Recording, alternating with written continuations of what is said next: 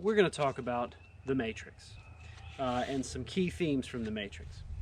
So the first theme that I want to talk about is enlightenment. What is enlightenment? What does it mean to be enlightened?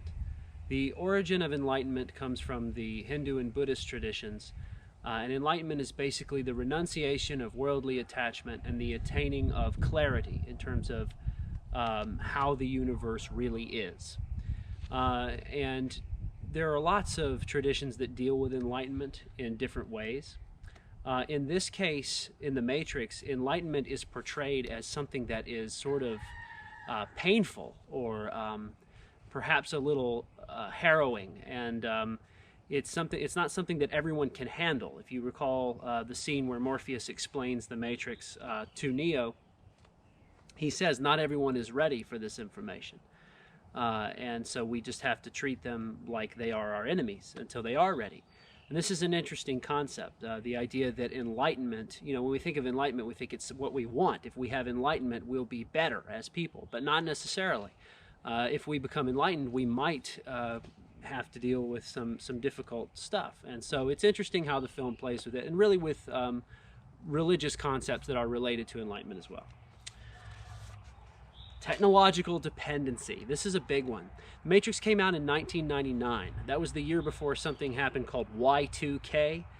Those of you who know what Y2K is, you know that it has to do with the fear of computers. Basically, everyone in the late 1990s thought that the computers were all going to reset and that crazy things would happen, planes would fall out of the sky. It was basically an apocalypse prediction, Y2K they called it. The computers would become confused after the new millennia, and they would destroy themselves and maybe us in the process. Of course, it didn't happen. It was all a bunch of hullabaloo, but it's still, the idea of technological dependency, the idea that technology can destroy us or change us somehow, is prevalent not only in the film, but in the time period which the film was developed, and also in this current time period. I mean, you think about all of the technology that we have today, social media, video games. It's very possible for us to plug into our own type of matrix, right? An artificial world. You can go and play World of Warcraft and disappear like a couple of my friends have. So technological dependency and technological invasiveness, this is a theme of the film, and it's one that it explores in great detail. It's also one of the questions on the essay prompt, if you want to consider that. Perception versus reality. What is real? How do you know that what you perceive is real? How do you know that it's not just a trick of your senses? The answer is you really don't. So there is something to say about perception versus reality. Could there be multiple levels of reality? Could there be other realities that we haven't accessed yet? These are these are questions that the film poses. And so the nature of reality and the nature of existence and consciousness, really, all of these are very close to the film. And those are some of the most difficult questions in the world, right? So the Matrix is pretty deep for that reason. The unreliable senses. I kind of touched on this a second ago, but how reliable are your senses? Do your eyes play tricks on you? Do your ears play tricks on you? Does your memory play tricks on you? The answer to all of those questions should be yes, but we always think of our senses as being reliable. No, I remember, it was this way. Well, do you really? Do you really remember? So just keep that in mind. Your entire reality is shaped by your senses, and your senses are unreliable. They can deceive you. Indeed, Neo is deceived by his senses until he is ready to awaken from the Matrix. So this is another theme, the unreliable senses. Religion. Religion comes up a lot in the Matrix. I touched on this with Enlightenment some. Obviously, the Buddhist concepts come in there. But also, there are biblical names that are used. The name Zion to refer to the city where human beings live. Also, the name Nebuchadnezzar. Nebuchadnezzar was a Babylonian king. He is mentioned in the Bible. That is the ship that Morpheus is in charge of. So there's lots of biblical references, lots of religious references in the film. And why? Because we're dealing with a film about technology. How do technology and religion come to blend?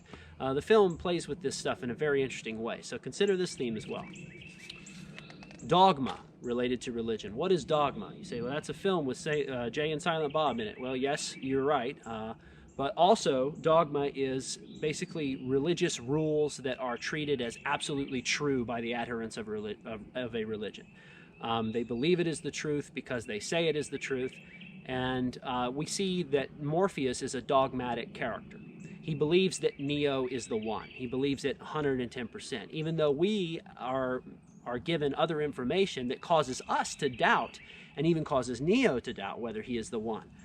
So in that way, Morpheus seems like a flawed character. He is flawed because he is dogmatic. He is too sure of his own truth. He is too cemented in it, and therefore blinded to the possibility that he may be incorrect.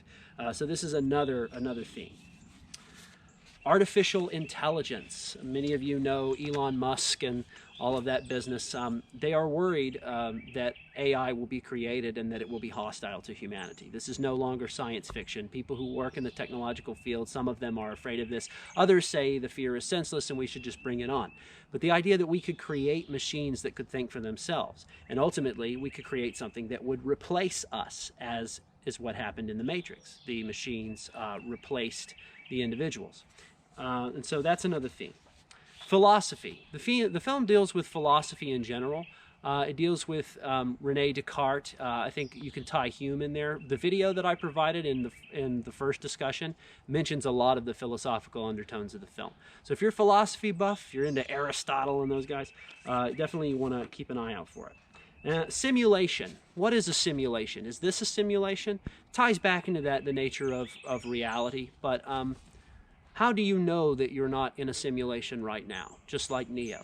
How do you know that you're not a battery waiting to wake up? So this is a neat idea. This ties into postmodern theory. Some of the video will explain this a little further. And the last one is the hard truth. Again, we think of the truth as being something good, something desirable. Everyone wants to know the truth. We want to be close to the truth. But what if the truth is terrible, right? Consider the character Cypher in The Matrix. He gets freed from the Matrix, realizes the real world sucks, and wants to go back. Right? We hear that expression, ignorance is bliss. Maybe the truth ain't so great after all.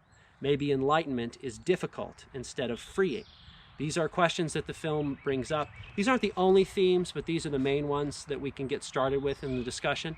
And so if you think of any more themes, you can post them in the comments below, or you can maybe mention them on the side in the discussions, just as an aside, kind of further the discussion along. And that will do it for now.